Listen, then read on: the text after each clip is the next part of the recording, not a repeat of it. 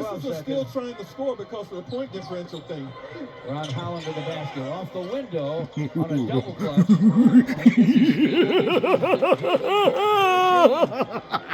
It's 130 to 104. You know, after getting this haircut, I realized just how cold it is. Like, it's downright freezing. I turn left and right. It's like getting hit with a tidal wave of air. I need to start wearing a coat. I kind of miss the shrub I had on my head. I kind of do. That's where it came in handy. It kept me warm. Oh, well.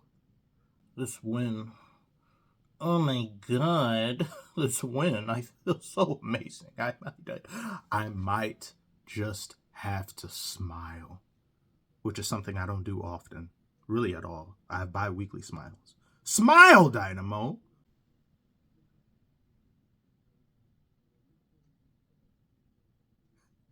There. Yeah. Kind of hurts. Did y'all see what Cade was out there doing? Did you see? What couldn't he do? Cade Cunningham. Glaze Cunningham! Yes. I'm so proud. I'm so happy that he's on this team. Jaden Ivey. He pulls up with confidence. Put him in State Farm commercials immediately because he has good hands. To just get the ball and to know it's like, I got this. Go and open shots. I'm not used to efficiency like that. The lobs to Jalen, Duren, Beasley. He's even more consistent. Did y'all see his fit? That boy is iced out. He's got a polar bear on. Malik Beasley. Frosty the Snowman could never.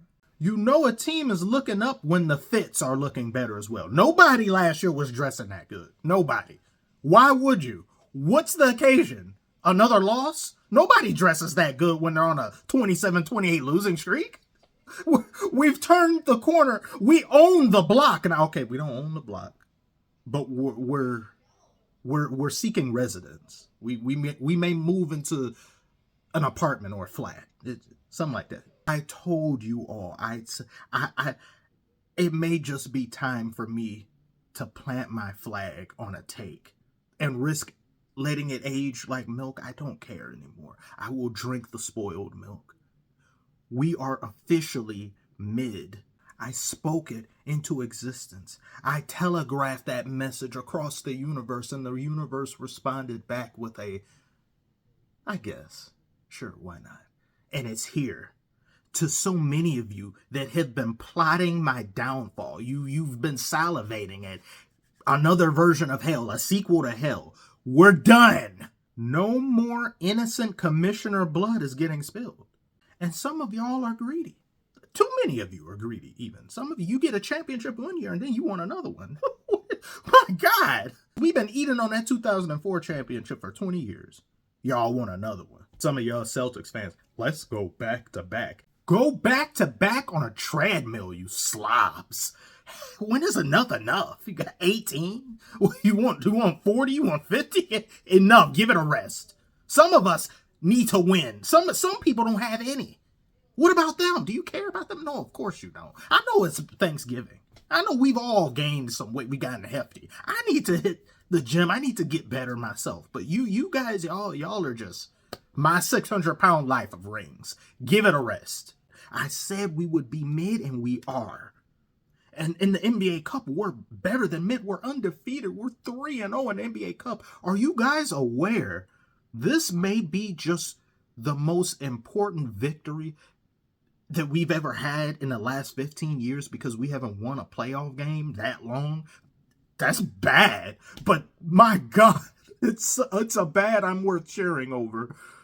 These Pacers, my revenge. I've wanted to get back at them. There's some resentment in me because we got Killian Hayes instead of Tyrese Halliburton, but I don't know what's the matter with him this year. I don't know what's the matter with the Pacers this year. Pacers fans will have to tell me below, what do you think the problem could be? There's so many great players on this team. You got McConnell. McConnell is such a pest. He is such an unnerving pest. He's like a white Patrick Beverly, but better than Patrick Beverly. He's always there. He's just always constantly in every little thing. And I thought we would get called for this. I was like, oh, that's not gonna go on. I was like, whoa, we actually got that. He's when you look at everybody on the roster for the Pacers, they should be better than what they are. I mean, they just look at what they did last year. I don't get it. But then that's with a lot of teams this year. There's something in the water or something wrong with the ball this year for some of these teams. I know there's obvious cases like the 76ers. It's 2 stars, your primary stars being injured, locker room adversity, minus chemistry and some stuff. But you look around some of the other teams, like I mentioned, the Timberwolves, but then you could point to the Cat trade. You could say, but there's some teams they should be a hell of a lot better than how they're playing. And the Pacers are one of those teams, I believe. You know what I really like that we've been doing? Even when we make some foolish mistakes, because at around the top of the fourth quarter, the Pacers started to get their legs back up underneath them. They started to surge. And then as they were doing that, we started to turn the ball over foolishly. Cade will do these turnovers sometimes. I think it was back-to-back turnovers, but oh no. Like sometimes when he turns the ball, I'm like, what is that? But then we were able to get a big shot. I think Cade hit a 3. I think he did, but just off the top of my head. And then just take care of the ball. Be consistent. Press the attack, but don't rush anything because there's no need to rush. You are in the driver's seat. It's them that has to pick up the pace. It's them that has to run around, running and gunning and things. We don't got to do none of that. Just play to your strengths. Do what it is that got you into this driver's seat and buckle your seatbelt in and don't allow them to take you out the car. And to just be able to do that in the final score, we practically blew them out. The Pistons blowing anybody out in big 2024, almost 2025. It's us that gets blown out, not the other way around. Oh my. JB Bickerstaff too. I'm loving him more and more. Pause. So I'm appreciating the man more and more. I can't help but put my faith in the man. It's almost like I can tell him my social security number and he won't steal my identity. Something like that. If you understand a little bit of what I'm saying. Hell of a lot better than Monty Williams. Because Monty Williams, I couldn't even read him sometimes. He just has this default expression. I don't know. Are you angry? Are you upset? Are you happy? I don't know. The PTSD of failure and ineptitude still carries on from last year. That even when we're up, I'm just expecting us to blow the lead. And I'm waiting for it to happen. I saw some of the surge happening for the Pistons. Like, oh boy, here we go. And we're able to stave it off. Something we haven't been able to do in years. The only player on the roster that provides me with concern, irritation, frustration, upset stomach, and diarrhea is Tobias Harris. And that's a hell of a lot better than last year when it was the whole roster, with the exception of Cade and maybe like 2-3 other players. And he did his thing. He did like we needed, but then he stepped out of bounds sometimes. It's like he does for every good thing he does, there's 2 bad ones, but whatever. I can put up with it. It doesn't bother me. What we need to do now is get back on Giannis. We need revenge. We need to dine on venison.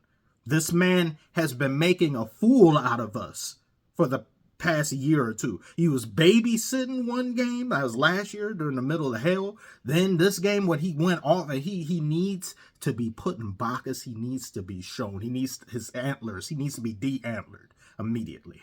I will be there no matter what. Even if we lose, because I didn't get to cover the last game. But tell me what you guys thought about this. If you saw it, what do you think about this Pistons squad so far this season?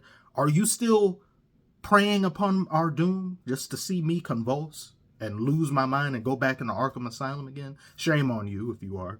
But do share your thoughts below. Like and comment, subscribe if you are new. Thank you, as always, for watching, and I shall see you all on the next one.